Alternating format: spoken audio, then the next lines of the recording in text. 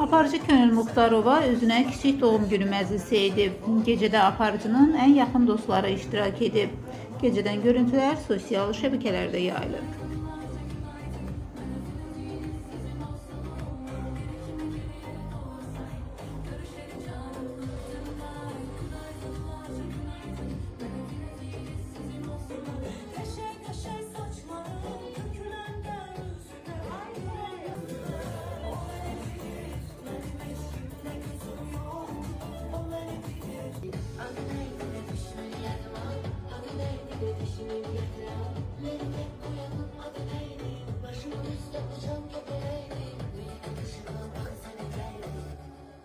Ve o gideceğiydi.